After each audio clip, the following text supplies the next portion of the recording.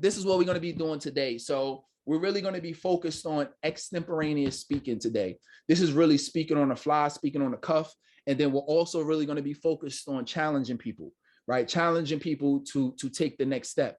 I think in communication, a lot of times we just get so excited about speaking and just telling people what we know that we're not really as strategic as we could be.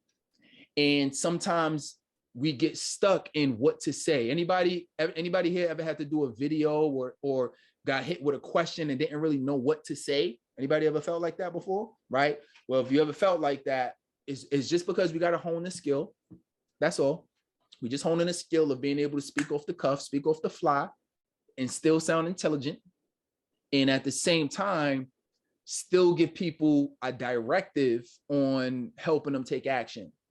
And the reason that I want us to touch on that a little bit more today too is because sometimes maybe if you did a speech before, if you did a Zoom training before, if you just kind of gave advice to people, maybe you've never really given a direction. So I can just talk, give you, maybe tell some stories. And then you would leave my presence and say, yo, that was very enlightening. You ever left it like, yo, that was pretty good. Now what? Right? You still don't know what to do, right? So I want us to prevent that. So today we're really going to be challenging people on the next step. So it's extemporaneous speaking mixed with challenging folks to take the next step or the first step. So this game that we're going to play is going to be, it's called speaking on the spot. Speaking on the spot.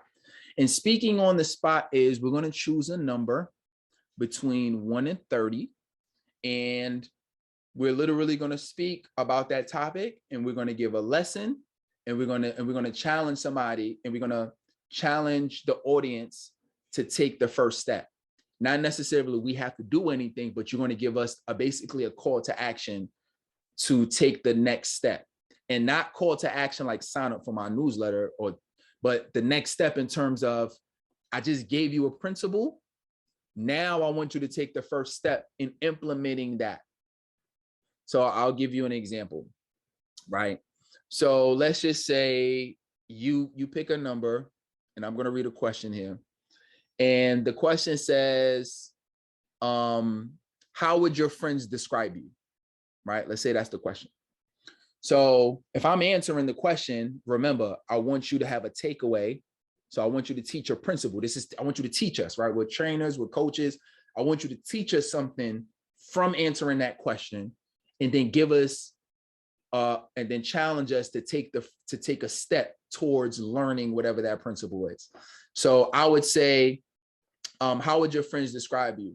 So my friends would describe me as determined. And now, mind you, it's 90 seconds, right?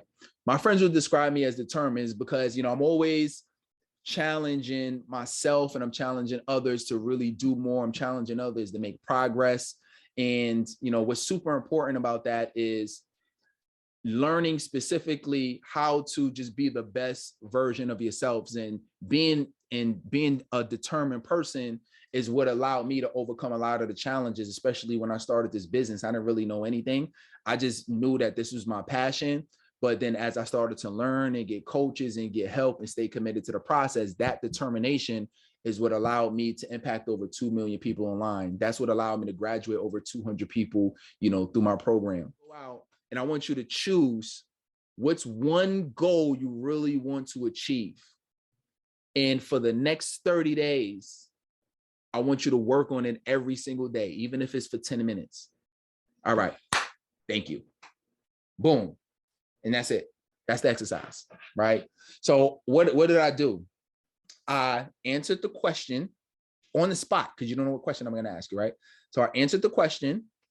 I told a story. You don't necessarily need to, but we have frameworks where it's important to tell a short story.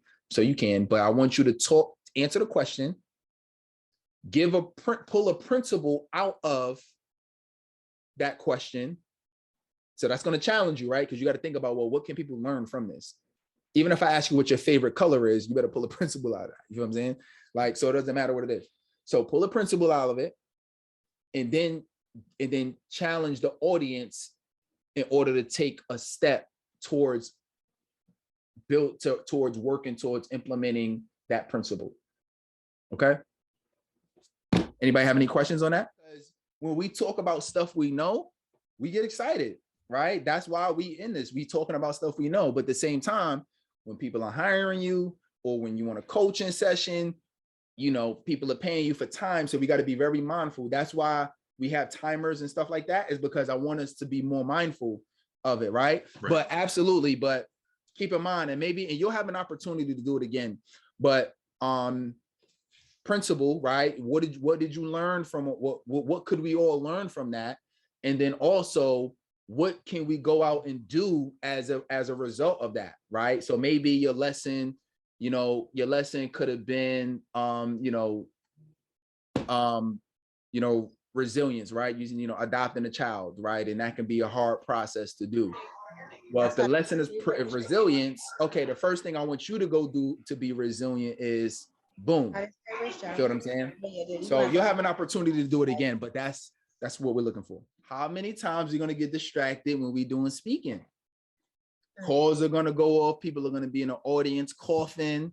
Somebody's going to walk in the room, or, maybe you want a Zoom call, and you ever been on a Zoom call and somebody comes in off mute and it just kind of throws off and people get distracted. That's why I love extemporaneous speaking and doing this exercise, is because either other things are going to pop up. And as we continue to hone this skill, you can stay poised. The only thing that I would have loved to see was give a stronger call to action, or stronger challenge, right? Like a challenge. And I'm trying to think about the best way to phrase it, but maybe like a challenge statement, or like a to-do, like give us a to-do. You feel what I'm saying? Like, it makes it way more concrete and practical when you can give somebody a real thing that they can go do. Because I'm seeing a lot of people online today, and this is why people are not really resonating with them. And this is one of my secrets, is that don't just talk in generalities. Give somebody a complete, concrete directive on exactly what to do. Okay. That's like me say, if you want to get healthy, I want you to drink water. That's a very clear directive, right? That's how I want us to be, that's how we're going to become better trainers and coaches and speakers. But love it. Is this helpful? Like, is this helping us? All right, perfect. This is how, when people say, yo, like, I love your trainings, one of my secrets is I'm very deliberate about giving you something that's actionable that you can go out and do, right? Give them an action item. Maybe that's a better word, right? A principle. And then what's the action item? So be mindful of the time, right?